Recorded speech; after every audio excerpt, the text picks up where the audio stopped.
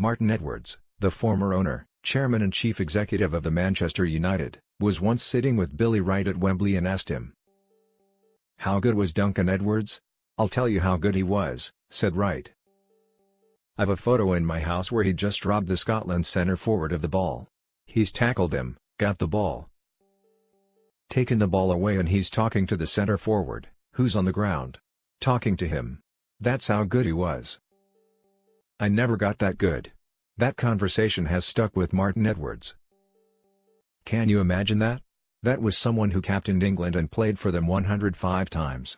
On Tuesday, when Old Trafford falls silent at 3 during a special ceremony in commemoration of the 60th anniversary of the Munich Air Disaster, Duncan Edwards and the other 22 victims of that tragedy will be mourned.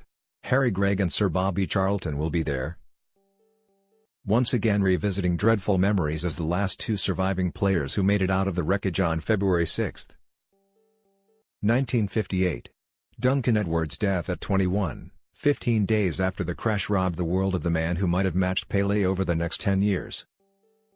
8 players, 3 club officials, 8 journalists, a pilot, an airline steward and a friend of Sir Matt Busby were also lost when United's charter plane failed to gather enough speed for takeoff and slid off the runway and crashed in snowy conditions.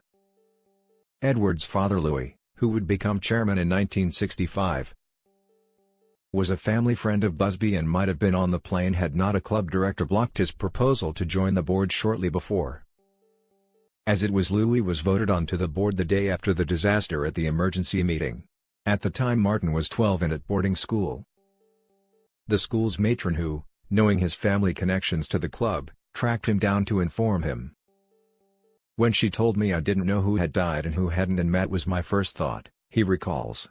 Then, of course, it came out in the papers the next day that he wasn't likely to survive.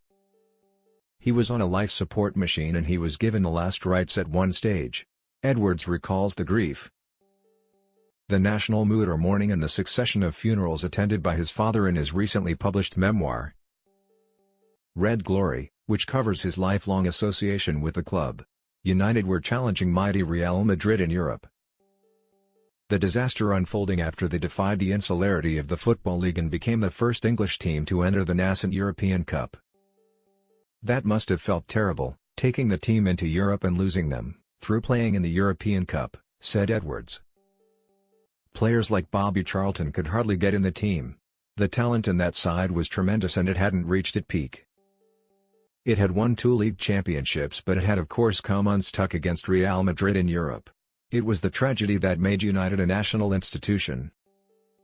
While Busby recovered, the remnant of the Busby Babes progressed to an FA Cup final under his assistant, Jimmy Murphy, who had been engaged in his other job as Wales manager the day of the crash. Gregg, who pulled survivors from the wreckage, played in the club's first match just 2 weeks after the crash, an FA Cup tie against Sheffield Wednesday. By the time of the quarter-final against West Brom, there were reports of 40,000 locked out of the Hawthorns with 58,250 recorded inside. United won the replay in front of 60,000 with similar numbers reported locked out.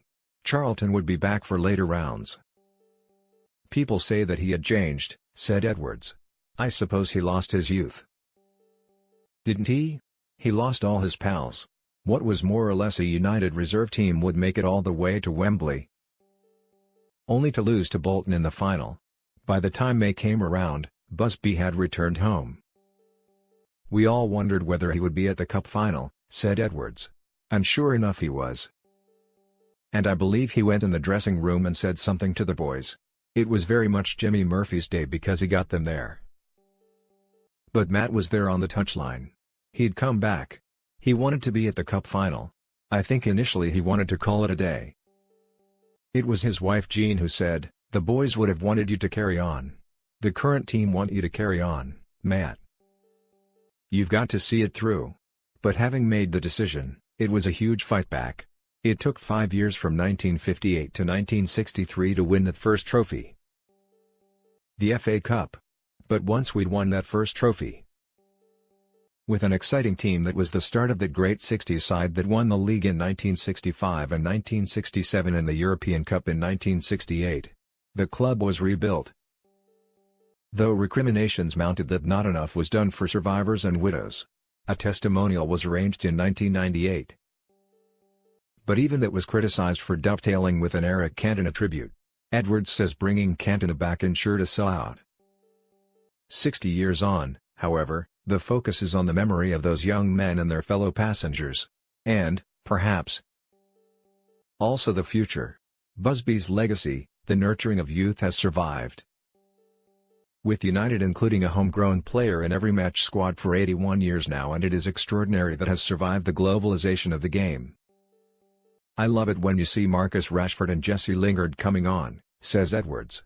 When they score, it's almost like an extra celebration for me. That's the way United supporters have been brought up.